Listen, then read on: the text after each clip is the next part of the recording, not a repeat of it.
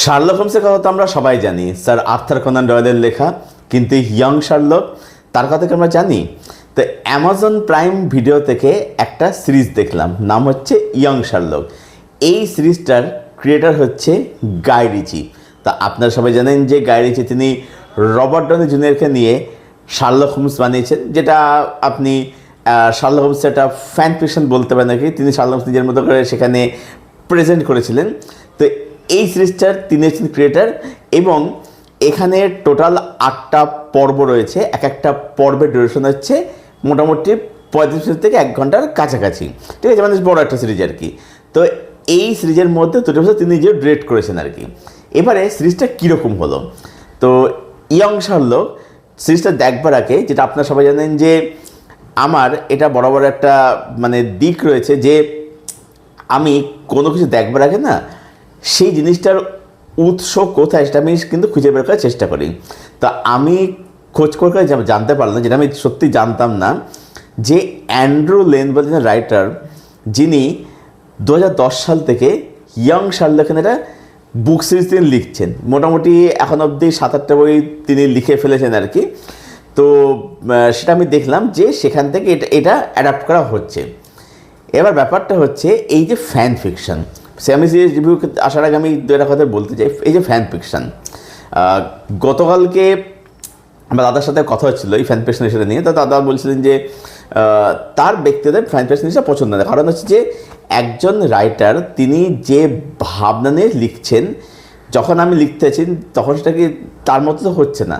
হ্যাঁ অবশ্যই তাই, যে সেই রাইটারের মতো কখনোই হবে না। কিন্তু ব্যাপারটা হচ্ছে আমি যখন ওই ক্যারেক্টারটাকে নিয়ে একটা প্রপার স্টাডি করছি দীর্ঘ দিন ধরে বা দীর্ঘ বছর ধরে, এবং নোটস নিচ্ছি, ঠিক আছে, একটা প্রপার রিসার্চ করছি, তারপরে আমি যখন লিখতে বসছি, হ্যাঁ অবশ্যই সেই রাইটারের মতো না হলেও আমি যদি সেই এসেন্সটা বজায় রাখি, তাহলে আমি কিন্তু নিজের মতো করেও কিন্তু লিখতে পারি।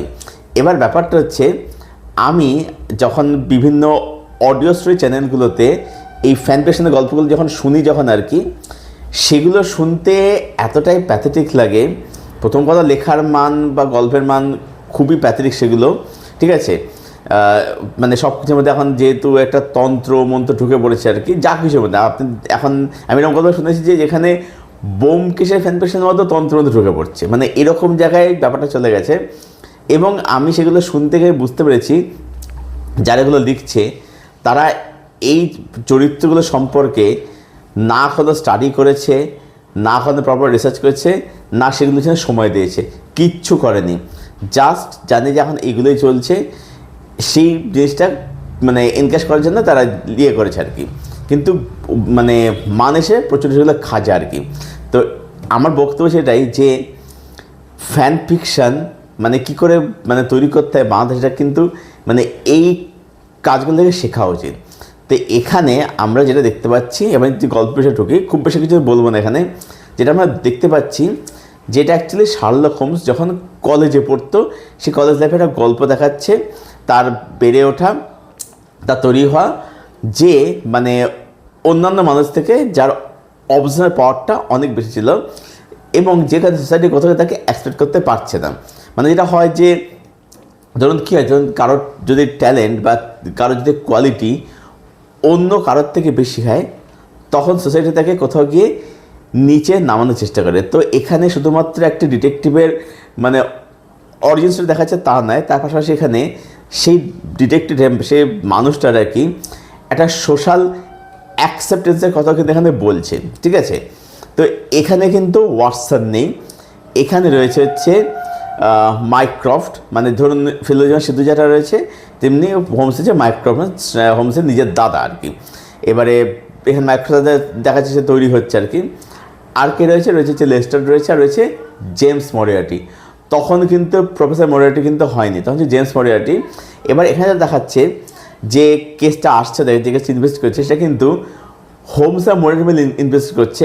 এবার এখানে দেখাচ্ছে যে এই যে মরিয়ার্টি পরবর্তীতে হোমসের আপনি জানেন যে সব থেকে বড় শত্রু হয়ে গেছিলো। এবারে এই শত্রুটা তারা কী করে হলো, মানে ব্যাপার হচ্ছে মরিয়ার্টি যে হোমসের সব কিছু কিন্তু জানতো, কী করে জানতো, বা হোমস ও মরিয়ার্টি সব কিছু জানতো, কী করে জানতো, আর একেবারে সব বিষয়ে কারণ তারা একটা সময় খুব ভালো বন্ধু ছিল। তো এই ব্যাপারটা কিন্তু এখানে সুন্দর করে দেখিয়েছে কিন্তু, হ্যাঁ মানে এখানে হোমস আর মোরাটির বন্ধুত্ব এটা কিন্তু একটা অন্যতম হাইলাইটিং বিষয় আর কি। এখানে রাইটিং কিন্তু বলে খুব ভালো হয়েছে, মানে এখানে সব কিছু রয়েছে, মানে ধরুন এখানে বন্ধুত্ব রয়েছে, বিশ্বাসঘাতকতা রয়েছে, সাসপেন্স, থ্রিল, কমেডি, মানে যা যা আপনি চান সব কিছু পাবেন। রাইটিং খুব এনগেজিং, ভালো টুইস্ট অ্যান্ড টার্নস রয়েছে। এবং যেটা বলবো যে দেখবেন হোমসের মধ্যে না একটা চিরাচরিত স্বভাবগত একটা পাগলামি রয়েছে, সেই পাগলামিটা কিন্তু বজায় কিন্তু রাখা হয়েছে।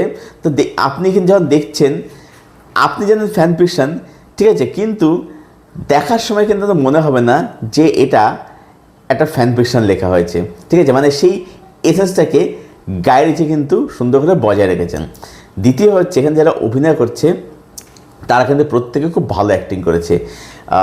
হোমস যে হয়েছে, যার নাম হচ্ছে হিরো ফ্লেমস টিফিন, তো সেই টিফিন বা হিরো যাই বলুন না কেন, সে কিন্তু বেশ ভালো কাজ করেছে, ঠিক আছে, তাকে বেশ ভালো মানিয়েছে, সে ভালো কাজ করেছে। সেই হোমসের ওই যে যেটা ধরনের প্রেজেন্স বা একটা ধরুন যে পাগলামি, ম্যাডনেস ব্যাপারটা সে কিন্তু ভালো করে কিন্তু আনতে কিন্তু পেরেছে।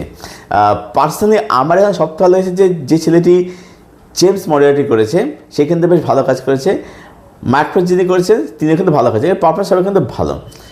টেকনিক্যাল নাম্বারের সিরিজটা কিন্তু বেশ ভালো, মানে এর মেকিং বলুন, যেরকমভাবে এখানে সময়টাকে তুলে ধরেছে, ক্যামেরার কাজ, সেগুলো কিন্তু অবশ্যই হলো। মানে এখানে সিরিজটার যে থিম, যে টোন বা বিভিন্ন যেসব মোমেন্টস আমরা দেখতে পাচ্ছি, ঠিক আছে, মোমেন্টস তো প্রচুর রয়েছে আর কি, তো মানে যে রাইটিং আর কি, সেটা কিন্তু টেকনিক্যাল বিউটিফুলি কিন্তু এখানে সাপোর্ট করছে।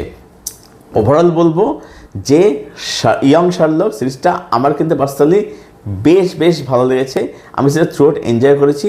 আমার কিন্তু সেটার কথা কিন্তু বোর কিন্তু লাগেনি, হ্যাঁ মানে যেহেতু শার্লক হোমস আমি বড় ফ্যান, আমি শার্লক হোমস মানে আমার সবই পড়া মোটা বলতে পারেন আর কি, ঠিক আছে, পড়েওছি, প্লাস আমি অডিও শুনেছি আর কি। তো মানে আমার তো বেশ ভালো লাগলো। দেখুন ফ্যান ফিকশন হলে এই রকমই হওয়া উচিত, যেটার মধ্যে মানে আপনি যখন দেখছেন আপনি জানেন ফ্যান ফিকশন, কিন্তু দেখার সময় যেটা আপনাদের ফিল হবে না যে তা কী সব লিখেছে এটা কিন্তু, বা কী সব দেখা যায় সেটা কিন্তু ফিল হবে না আপনার, সে কিন্তু মানে বেশ ভালো লাগবে। কিন্তু সব মিলিয়ে আমি ইয়ং শার্লক এই সিরিজটাকে রেট করছি 8/10। এই ছিল আমার রিভিউ ইয়ং শার্লক এই সিরিজটাকে কেন্দ্র করে। যারা দেখেননি দেখবেন বলে মনে করছেন, প্রাইম ভিডিওতে যান, গিয়ে দেখে ফেলুন। আচ্ছা, হিন্দি ডাবিংও অ্যাভেলেবেল আছে, এবং ডাবিংটা কিন্তু বলবো যে বেশ ভালোই, আপনি চাইলে সিরিজটা হিন্দি অ্যানিমেশনে দেখতে পারেন। তো দেখুন, দেখে জানান যে কাজটা আপনাদের কীরকম লেগেছে। আর যদি কেউ কাজটা দেখে থাকেন বা যাদের এই কাজটা দেখা হয়ে গেছে, আপনাদের কি ওপিনিয়ন সেটা অবশ্যই জানাবেন কমেন্ট করে, আপনাদের কমেন্টের উত্তর আমি অবশ্যই দেবো।